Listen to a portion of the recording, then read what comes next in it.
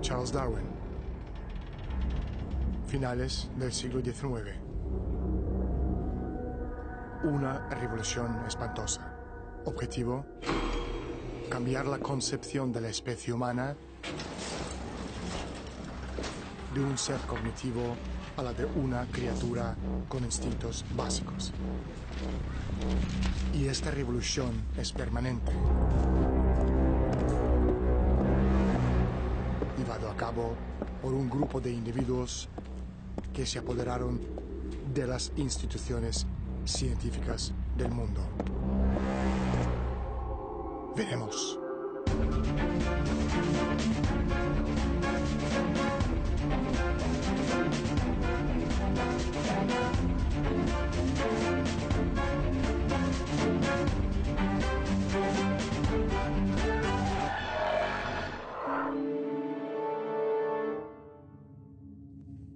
Hoy, en Desde la Sombra, en el epicentro de este movimiento, el mismísimo Charles Darwin. La visión darwiniana se utilizó para justificar todo, desde la ideología del libre comercio y la explotación brutal de las poblaciones, a la formación de la base del movimiento eugenésico que culminó con el enfoque de higiene racial de Adolf Hitler, asegurada en campos de concentración y de exterminio total. Hoy hablaremos con el antropólogo Paul Glumath. Paul, gracias por estar con nosotros. Hola Daniel, gracias por invitarme. Pero primero, salgamos a la calle y preguntemos a la gente su opinión sobre Charles Darwin. Darwin es por la teoría evolucionista. Bueno, este señor por la cuestión de los animales, de la especie o no sé qué, algo sobre la especie, sí. Me pregunto cómo un imperio que se opone al progreso científico y tecnológico establece el control ideológico sobre naciones que se han comprometido al progreso y el desarrollo. Paul? El periodo desde el Renacimiento hasta el siglo XIX fue de estancamiento para el progreso científico y tecnológico.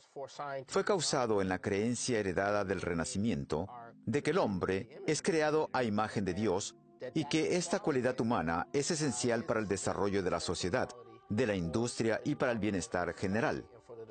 Lo que pasó es que los sistemas religiosos no podían usarse de forma efectiva para suprimir esta cualidad, porque esta idea de que el hombre es creado a imagen de Dios está arraigada en el cristianismo.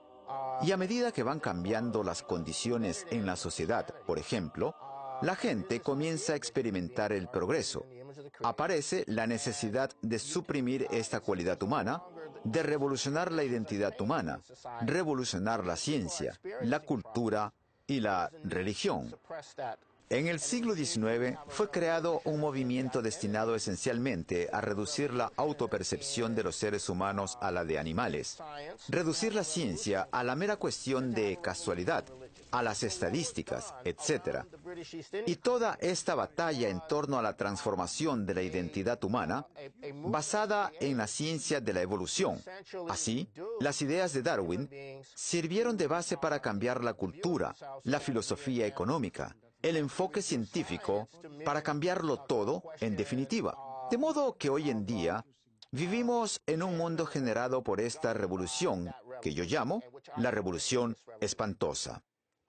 El razonamiento científico de la tiranía siempre ha resultado atractivo para las élites porque crea una cómoda excusa para tratar a sus congéneres peor que a los animales.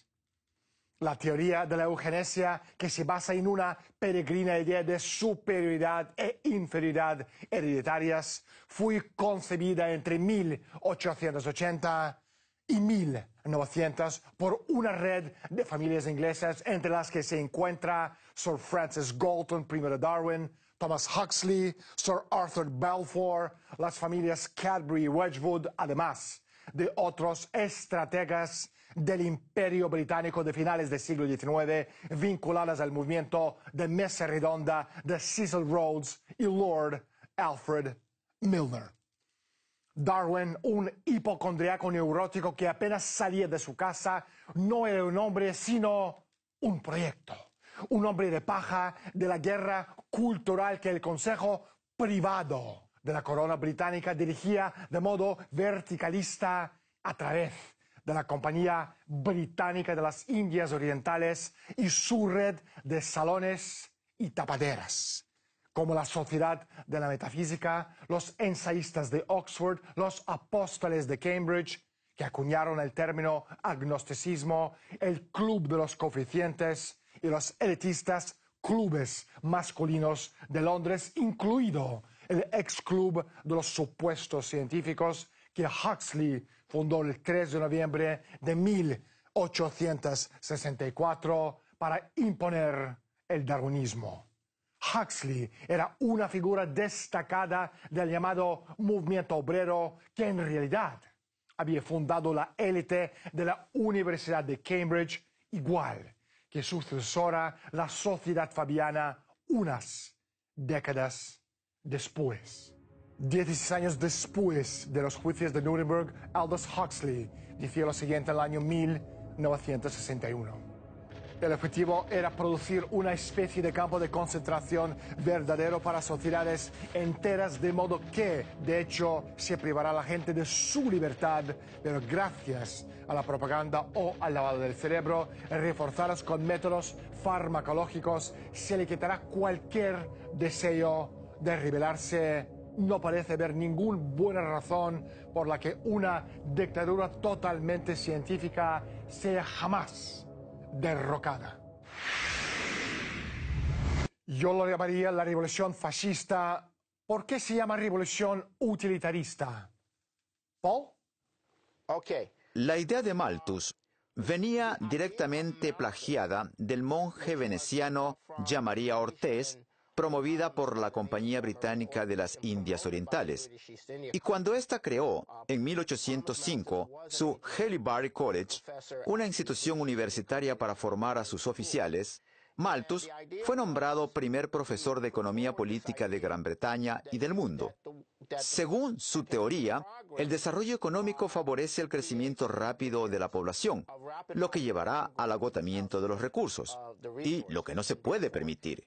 Sin embargo, habrá que imponer la pobreza y la supresión del desarrollo para disminuir la población. En esas condiciones, sobrevive solo el más apto. Es un aporte del darwinismo. La Compañía Británica de las Indias Orientales, el mayor monopolio que había existido hasta entonces en el mundo, con un ejército que a finales del siglo XVIII y principios del XIX era mayor que el del propio gobierno británico. En realidad, la Compañía Británica de las Indias Orientales, que comerciaba esclavos y traficaba drogas, era el Imperio Británico. Los alumnos de Malthus durante las siguientes décadas se convirtieron en los administradores de Compañía Británica de las Indias Orientales y aplicaron sistemáticamente sus políticas de genocidio para mantener a las poblaciones nativas bajo control. Solamente en la India mataron a decenas de millones de personas utilizando diversos métodos, como obligarlas a cultivar opio en lugar de comida. Opio que la Compañía Británica de las Indias Orientales utilizó después para envenenar a los chinos. Ahora salgamos a la calle y preguntemos a la gente su opinión sobre las matanzas por parte de los británicos, sobre todo en la India en el siglo XVIII y XIX. Bueno, los ingleses hicieron mucho mal en las colonias, pero también los españoles hicimos mucho mal en Sudamérica. A través de la revolución de Darwin, de la teoría evolucionista de Darwin, que decía que la especie dominante sería la que prevalería sobre el resto. Entonces los ingleses lo que hacían era matar a los que no eran, por así decirlo, perfectos, para constituir una sociedad. ¿Por qué y cómo se utilizaron las ideas de Darwin a mediados de 1800 para moldear una nueva forma de pensar? Paul? Esto funcionaba de la siguiente manera. Se formó un grupo de jóvenes encabezado por Thomas Huxley. Por una parte, el objetivo era defender las ideas de Darwin sobre la evolución y sobre nuestra descendencia del mono. Por otra parte, el objetivo era promover también la idea de que la evolución no era un proceso direccional de los cambios microscópicos, sino una selección a través de la presión ejercida sobre la población para que sobrevivieran los más aptos. Herbert Spencer, que pertenecía al grupo de Thomas Huxley, llevó esa idea a la economía y a la filosofía social.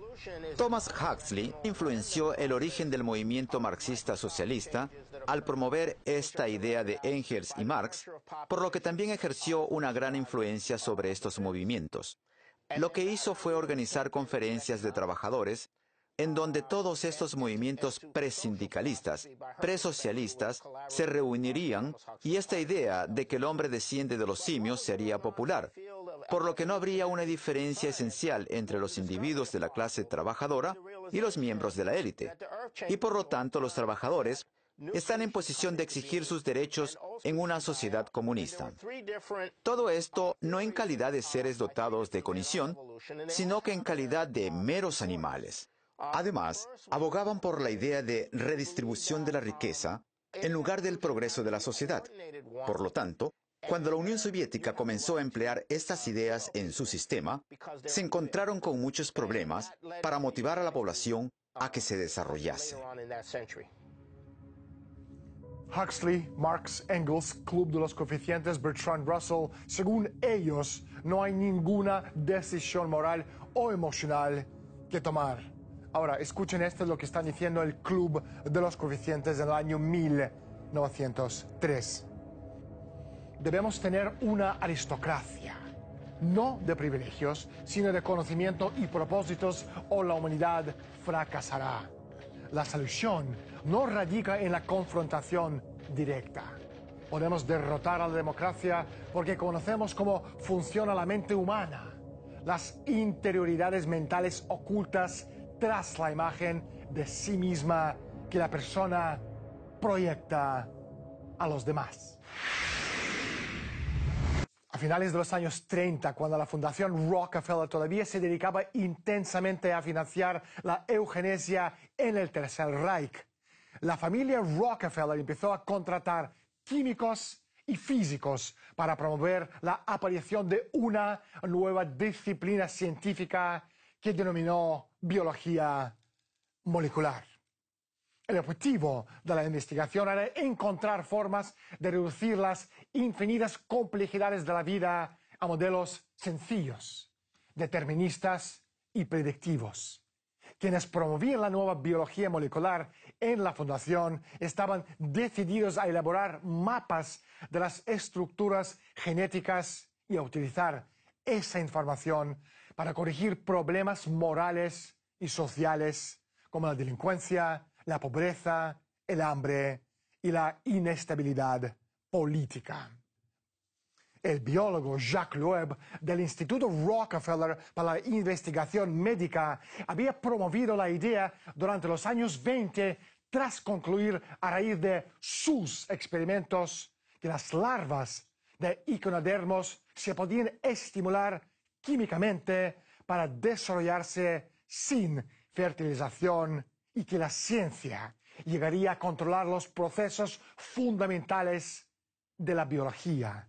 Las personas vinculadas a las instituciones de los Rockefeller la consideraron el medio definitivo de control social y de ingeniería social, la eugenesia. Ahora salgamos a la calle y preguntemos al público si ellos consideran el humano una criatura de Dios o el producto de la evolución. Yo creo que el hombre ha buscado una solución para la muerte con Dios, pero creo que en parte tiene razón una teoría y en parte tiene razón la otra teoría. No, yo no creo en Dios, soy agnóstico. Creo en la teoría de Darwin, creo en la evolución de los homínidos. ¿Quiénes integraban el grupo que llevó a cabo esta revolución? Paul. En Estados Unidos, sus oponentes principales fueron Benjamin Silliman y su yerno James Dwight Denner. En Europa, se enfrentaba a la oposición de los defensores de la ciencia tradicional cercanos a Humboldt. En Gran Bretaña, Thomas Huxley fue el impulsor. En Alemania, su corresponsal fue Ernst Haeckel, gente como Preuss y su protegido Ruden, que dirigía la operación de higiene racial de Hitler. Esta es la pandilla que también lanzó un ataque a la religión, desde el punto de vista de que no hay ninguna posibilidad de saber si Dios existe. El movimiento agnóstico tuvo enorme influencia creando una situación en que la religión y la filosofía eran cada vez menos esenciales a la verdad científica. Paul, un momento, por favor. Este mismo movimiento de higiene racial que fue la base del genocidio de Hitler consiguió renacer después de la Segunda Guerra Mundial como movimiento ecologista a través de los mismos defensores y líderes anteriores del movimiento de la eutanasia. ¿Cómo es posible algo así, Paul?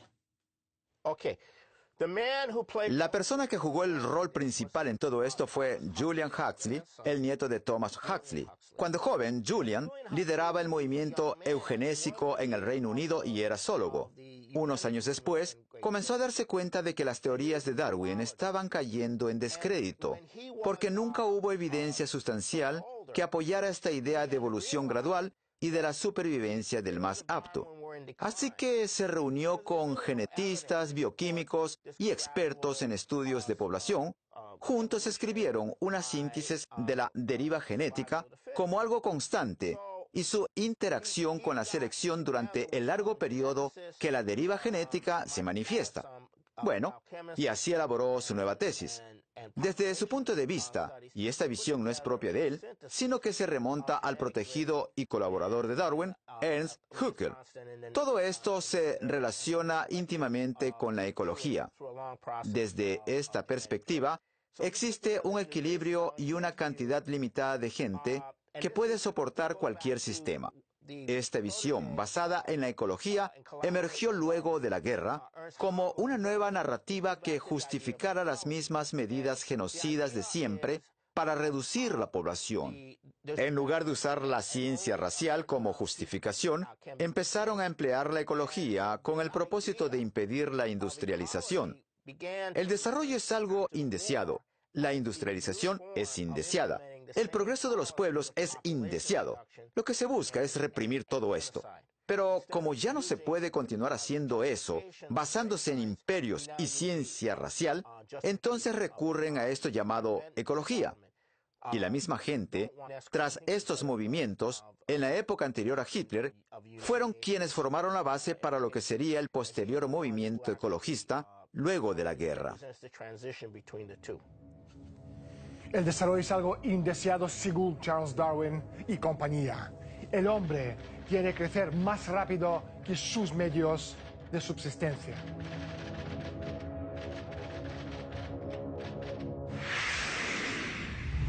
Ahora salgamos a la calle y preguntemos a la gente si ellos están de acuerdo con que hay que reducir la población de la Tierra. Bueno, yo ahí ya sí creo que somos muchos. Porque no está bueno, lo que pasa es que la comida hay que repartirla también entre los países pobres. Los ricos quieren mucho y los pobres se mueren de hambre. No, me parece bastante inhumano. Reducir la población mundial como matándolos. No. Rotundamente no. No creo que nadie deba de dejar de existir porque otros quieran reducir la población. En Estados Unidos, la historia de la eugenesia se inició en el año 1904, cuando el destacado eugenista Charles Davenport creó el laboratorio de Cold Spring Harbor con fondos procedentes de los principales oligarcas americanos, los Rockefeller, Carnegie, Harriman, J.P. Morgan, John Harvey Kellogg, de la fortuna de los cereales, y Clarence Campbell, de Procter & Gamble. Más adelante, la Sociedad Americana de Eugenesia, rebautizada como la Sociedad Americana de Genética Humana, patrocinaría el proyecto Genoma Humano. Evidentemente, una de las causas del problema mundial tal como lo vi entonces y lo ve ahora la élite, era la constante tendencia de la especie humana a reproducirse y multiplicarse. El crecimiento de la población significaba que la gente exija una mayor porción del gran pastel de la vida al que los Rockefeller y sus adinerados amigos creen que tenían derecho en exclusiva por la gracia divina. Al final de la guerra, cuando los cadáveres todavía estaban calientes en toda Europa, la élite se dio cuenta que la rama radical nazi de la eugenesia había avergonzado a los controladores sociales angloamericanos, había ensuciado las palabras eugenesia y higiene mental. Pero no por ello los controladores iban a desistir. En 1956, la Sociedad Británica de Eugenesia decidió en una resolución que la sociedad debería practicar la eugenesia por medios menos evidentes.